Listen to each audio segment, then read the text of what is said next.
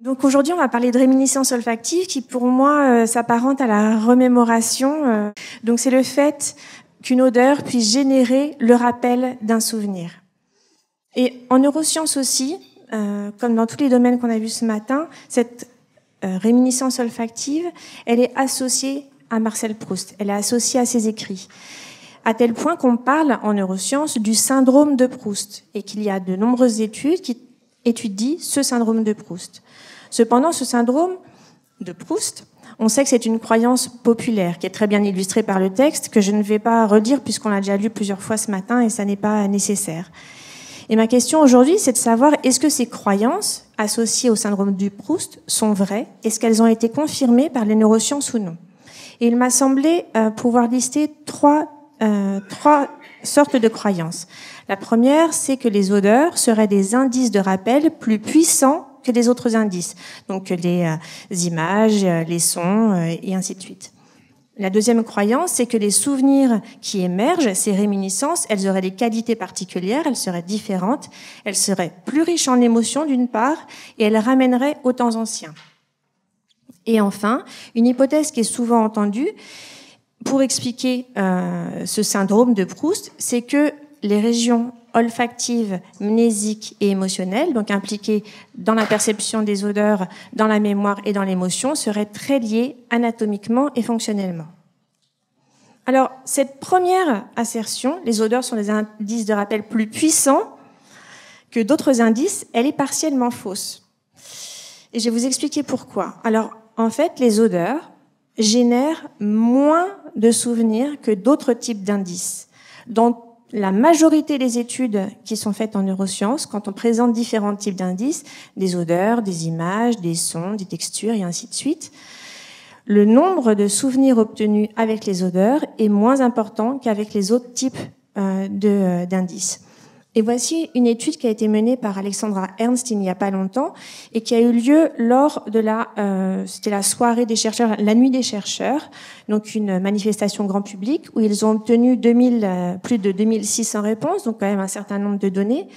Et lors de cette manifestation scientifique, ils ont demandé à chacun quel était le premier souvenir autobiographique spécifique qui revenait en mémoire. Spécifique, ça veut dire ça se rapporte vraiment à un événement unique, très particulier, qui a eu lieu à un seul moment dans le temps et à un seul lieu en particulier, pas un souvenir répété. Et pour cela, ils ont proposé des images, donc une maison et un chat, des sons, c'était une voiture qui démarrait et un oiseau qui pépiait, des textures, c'était des jarres sombres dans lesquelles on pouvait toucher du coton ou toucher du sable sans voir le contenu, des saveurs avec une saveur acide et une saveur sucrée, des odeurs avec l'ilang-ilang et le tabac, et puis tout un tas de mots qui reprenaient exactement, justement, tous ces éléments présentés auparavant. Donc c'était la modalité verbale. Ils ont regardé si ces indices-là généraient la récupération de souvenirs spécifiques. Et ce qu'ils ont montré, c'est qu'il y a une influence de cet indice, donc de la modalité sensorielle, sur la fréquence de récupération de souvenirs, avec les images, les sons et les mots qui génèrent plus de souvenirs, les textures qui génèrent un nombre moyen, et les saveurs et les odeurs qui génèrent toutes les deux un nombre inférieur de souvenirs. Et ça, c'est vraiment... il n'y a pas d'études qui montrent l'inverse. Il y a des études qui montrent qu'il n'y a pas de différence entre les modalités sensorielles, ça peut arriver, mais il n'y a aucune étude dans l'ensemble qui montre qu'il y a que les odeurs favoriseraient le rappel de souvenirs. Donc en termes de quantité, non, il n'y a pas d'effet. Par contre, il est vrai que ces souvenirs sont différents. Les souvenirs en eux-mêmes, l'objet, le souvenir, la réminiscence, elle est différente. Et ils sont plus riches en émotions. Et ça, pareil, c'est un résultat qui est vraiment très répandu. Les souvenirs qui sont évoqués par les odeurs sont plus émotionnels. C'est-à-dire qu'ils ont une force émotionnelle plus grande. Ils sont associés à un plus grand voyage dans le temps. C'est-à-dire qu'on demande aux participants, en fait, quand vous sentez cette odeur-là, est-ce que vous avez le sentiment de revivre l'événement initial, comme si vous étiez projeté dans le passé? C'est aussi on parle aussi d'évocation. Et ça, les odeurs ont ce pouvoir. Les souvenirs qui sont rappelés sont aussi plus détaillés. Ils sont plus riches en perception. Ils sont plus multisensoriels. Et là, ce dernier résultat est un petit peu moins fréquent, mais on suppose qu'ils sont tout de même rappelés moins souvent, et c'est ce qui favoriserait le sentiment de surprise quand on récupère un souvenir associé à des odeurs. Et voici une étude qui a été faite par Rachel Hertz en 2004, où elle a demandé, avant l'étude, avant de commencer, à chaque participant de rappeler 3 souvenirs associés à l'herbe, au pop-corn et au feu. 3 souvenirs uniquement. Et après, pour chacun de ces souvenirs, elle a présenté le nom, l'image, le son ou l'odeur associés à ces indices. C'est-à-dire, par exemple, pour le pop-corn, elle a présenté le mot pop-corn, l'image d'un bol de pop-corn, le son du pop-corn qui éclate dans la poêle et l'odeur du pop-corn. Elle a demandé aux participants de rappeler les mêmes souvenirs et à chaque fois, une fois qu'ils les rappelaient, de les noter. Quelle était leur force émotionnelle, leur évocativité et tout ça. Et elle a montré qu'il y a en effet une différence significative avec les souvenirs quand ils sont initiés par les odeurs, qui sont plus émotionnels et plus évocatifs, alors même que c'était les mêmes souvenirs. Et ça, c'est à rapprocher du fait que les souvenirs qui sont invoqués par les odeurs, ils activent plus l'amygdale. Donc l'amygdale, c'est une région qui fait partie du système limbique, qui est située au cœur du cerveau. Et c'est une région qui est essentielle, qui est cruciale dans les processus émotionnels, dans la mémoire émotionnelle. Et dans cette étude, c'est encore une fois Rachel Hertz, la même année, elle a demandé aux participants, avant l'étude, de leur fournir un parfum qui était associé pour eux à un souvenir autobiographique fort. Donc chacun venait avec son parfum. Et dans l'IRM, elle a fait sentir ce parfum-là. Elle a fait sentir un parfum choisi par un autre participant, donc le participant en question ne connaissait pas, et elle a montré l'image des flacons de ces 2 parfums, le flacon choisi par le participant et celui par un autre participant. Et ce qu'elle montre, c'est que, je ne sais pas s'il y a un bitonio, ouais, si. Dans cette condition, là, c'est la condition olfactive émotionnelle, puisqu'elle correspond en fait à la condition du parfum personnel. Dans cette condition-là, l'activation de l'amygdale est beaucoup plus grande que dans les autres conditions. Il y a donc un apport particulier de l'amygdale quand on se remémore un souvenir évoqué par les odeurs. L'autre croyance est aussi vraie. Les souvenirs qui sont évoqués par les odeurs, les réminiscences olfactives, ramènent aux temps anciens. Alors voici une étude qui a été faite par Johan Larsson, avec Maria Larsson et John Wilander en 2009. Et voici ce qui se passe. En fait, ils ont demandé à des participants d'environ 80 ans de venir au laboratoire, 80 ans pour qu'ils aient le maximum de souvenirs et pour qu'on puisse étudier justement la répartition de leurs souvenirs au cours du temps, au cours des âges. Et à ces participants, on a présenté des odeurs, des mots et des images. Et vous voyez, pour les mots et pour les images, le pattern est le même. C'est-à-dire, à la première décennie, donc avant 10 ans, il y a ce qu'on appelle une amnésie infantile. Il n'y a pas de rappel de souvenirs, ou très peu. Par contre, après, entre 11 et 20 ans, c'est-à-dire à l'adolescence, au jeune adulte, il y a cette bosse du souvenir avec un nombre de souvenirs beaucoup plus important qui se rapporte à cette période-là de la vie. Et ensuite, après, il y a une amnésie, puis l'effet de la récence. Donc c'est pareil pour les mots et pour les images. Mais pour les odeurs, le pattern est complètement différent, avec beaucoup plus de souvenirs associés à la toute petite enfance et après une courbe de rappel assez similaire, assez plate au cours des âges. Il y a donc une différence observée avec les souvenirs évoqués par les odeurs se rapportant aux temps anciens, à la petite enfance, aux odeurs de grand-mère et tout ça, à tante Léonie, et les autres items générant des souvenirs un peu plus tardifs. Voilà. Et alors, il y a une étude, une équipe de recherche qui a fait une étude que je trouve super, qui est très ingénieuse pour tester l'hypothèse selon laquelle ceci serait dû au fait qu'une première association avec une odeur est plus forte qu'une première association avec autre chose. C'est-à-dire que une odeur, une fois qu'elle est associée pour une première fois avec quelque chose, il est très difficile de l'associer plus tard avec autre chose. Et pour tester cette hypothèse, ils ont associé des objets, donc là c'était une boîte je crois, avec des odeurs une première fois, puis un peu plus tard dans la journée avec une autre odeur. Donc là, c'était une boîte associée avec l'odeur de pêche, un peu plus tard avec l'odeur de poisson. Ils ont fait aussi une situation contrôle où ils avaient d'autres objets, donc là, ce serait mieux si c'était d'autres objets, associés à une musique plaisante, un son plaisant et un son déplaisant. Et 8 jours plus tard, ils ont représenté les objets dans l'IRM et ils ont demandé aux participants, cet objet, il était associé avec quoi il y a une semaine? Et ils ont comparé quand les objets étaient associés à la première odeur et quand les objets étaient associés à la seconde odeur. Ils ont comparé le rappel de la première association et le rappel de la seconde association. Et ils montrent que l'hippocampe qui est donc une région cruciale dans les systèmes amnésiques, est plus activé lorsque les participants rappellent cette première association que lorsqu'ils rappellent une seconde association. C'est ce qu'on voit ici avec les odeurs plaisantes et les odeurs déplaisantes, alors qu'il n'y a pas, rien n'est observé de significatif pour les sons. Une autre étude qui fait le lien entre plusieurs choses que je vous ai dites depuis le début, c'est-à-dire qui montre la qualité particulière des souvenirs de la petite enfance. C'est une étude qui a été faite par Artin Arshamian et ses collègues en 2013 et où ils ont fait sentir des odeurs dans l'IRM aux participants et leur ont demandé de rappeler le souvenir associé à ces odeurs-là.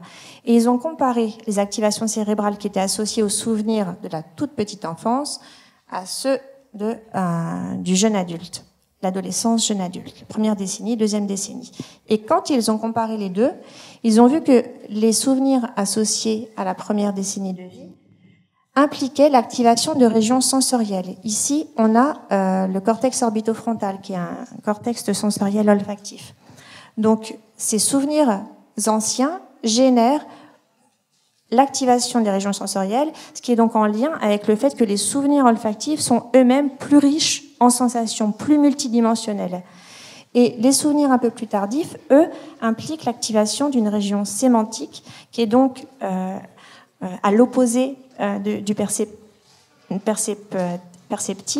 qui est plutôt tourné sur la verbalisation, le sens de l'événement. Et donc, une dernière croyance que je souhaitais discuter avec vous, c'était le fait que ce syndrome de Proust, ces particularités qui sont observées, seraient dues au fait que l'anatomie du système olfactif est très particulier et qu'il y aurait des liens forts entre les régions cérébrales olfactives, mnésiques et émotionnelles.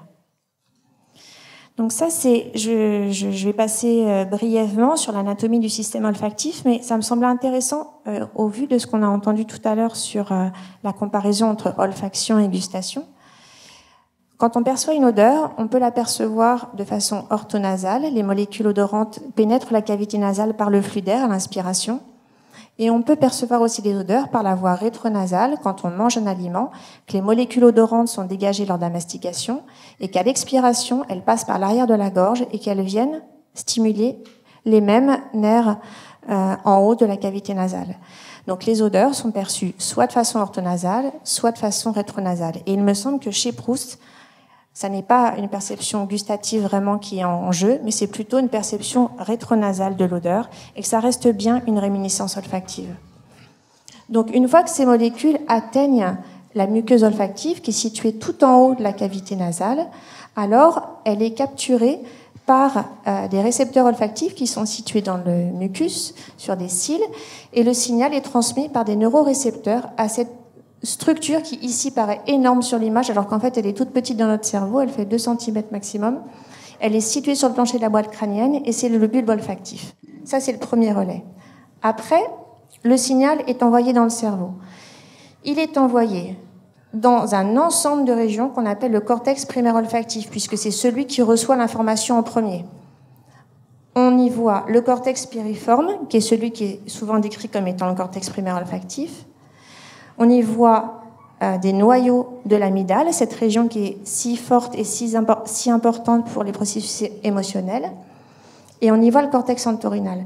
Donc, en un seul relais, le bulbe olfactif envoie l'information à cette région cruciale pour les émotions. Ce cortex entorhinal, lui, c'est la porte d'entrée de l'hippocampe. Donc, en 2 relais, l'information olfactive arrive à l'hippocampe. C'est donc extrêmement direct. Il y a un lien anatomique très fort entre les processus olfactifs, émotionnels et mnésiques. Et on voit sur cette coupe ici, c'est une coupe qui a donc été... Donc là, c'est un cerveau vu de profil, comme si on regardait quelqu'un de profil, avec la coupe faite à ce niveau-là. Et ici, c'est un cerveau vu du dessus, avec l'avant du cerveau, l'arrière du cerveau. Et on voit l'alignement des trois régions, le cortex piriforme, l'amygdale et l'hippocampe, qui se font vraiment suite dans le cerveau, qui sont situées au cœur du cerveau, mais très proches les unes des autres. Et alors l'olfaction et la mémoire ne sont pas uniquement liées anatomiquement, mais elles sont aussi liées phylogénétiquement, puisque la mémoire et la perception des odeurs se sont développées en même temps au cours de l'évolution. Et dans le même organe, le télencéphale. Le télencéphale, il s'est développé chez les animaux qui étaient aquatiques à l'époque, et ça a été un avantage évolutif énorme parce qu'ensuite, cet organe a permis aux animaux de suivre des traces olfactives dans le milieu aquatique, parce que justement, il avait cette double fonction olfactive et mnésique. Parce que dans l'eau, la trace olfactive, elle est discontinue. Il y a des paquets d'odeurs, puis ça s'arrête, un autre paquet d'odeurs, et les flux sont discontinus.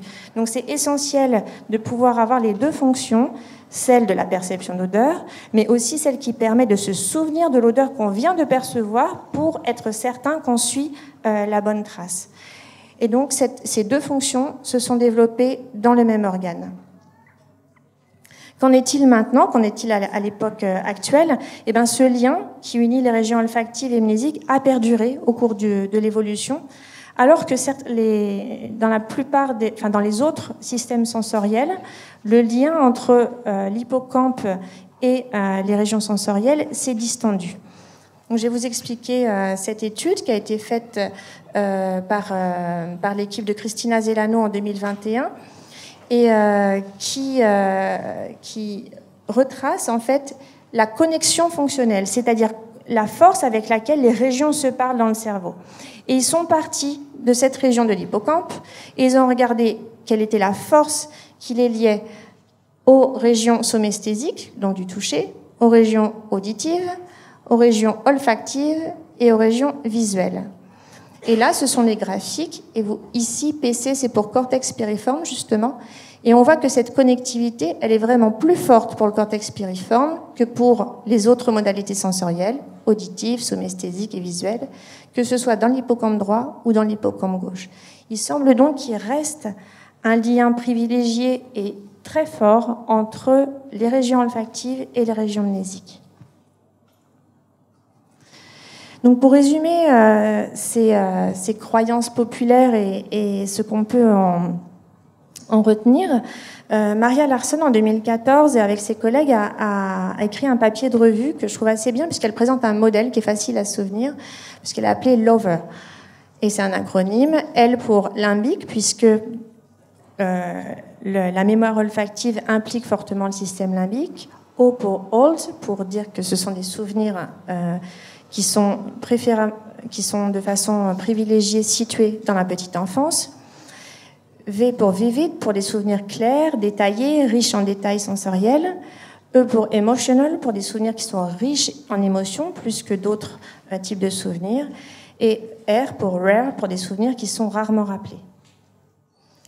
Et pour ouvrir en fait la discussion sur le lien entre odeur et neurosciences, il m'a semblé intéressant de mentionner justement l'apport croissant des odeurs dans le cadre clinique. Combien les odeurs peuvent être utilisées maintenant à l'hôpital ou auprès des patients plus généralement pour améliorer leur bien-être. Alors, une des premières et leur santé, pardon. Donc, la première thérapie que je voulais vous présenter, c'était l'olfactothérapie et qui consiste donc à utiliser des odeurs à des fins thérapeutiques et utiliser ces odeurs comme génératrices d'émotions pour qu'elles aident les patients qui ont subi des traumatismes neurologiques graves à recouvrer la mémoire. Les odeurs génèrent une émotion forte qui est répressible, qui est toujours le « ah, j'aime pas », toujours cette réponse-là, mais qui est l'ouverture à la parole, l'ouverture à l'introspection. Cette ouverture permet ensuite de générer la discussion et de faciliter le retour à la parole, faciliter de parler de soi et au final de recouvrer la mémoire. Une autre approche, c'est la thérapie par réminiscence, où des odeurs sont fréquemment utilisées auprès des patients qui vivent avec la maladie d'Alzheimer ou une maladie apparentée dans les stades précoces à légers, à moyens. Et ces odeurs sont utilisées pour générer des souvenirs afin d'améliorer la qualité de vie et la cognition. Et ces souvenirs sont là parce qu'ils apportent des émotions. Ces souvenirs apportent des émotions, et génèrent du coup un sentiment de mieux-être. Et aussi ces souvenirs, comme on a parlé plusieurs fois ce matin, ramènent à soi, ramènent à l'individu, ramènent au passé et renforcent le sentiment de soi. Et ce sentiment de soi, ce rappel de qui nous étions et qui nous sommes, améliore la qualité de vie de ces patients. Sans compter le fait de discuter améliore leur cognition, bien sûr. Voilà. Eh ben, je vous remercie beaucoup pour votre attention et je vous ai mis une photo de mon équipe sympathique, juste au final.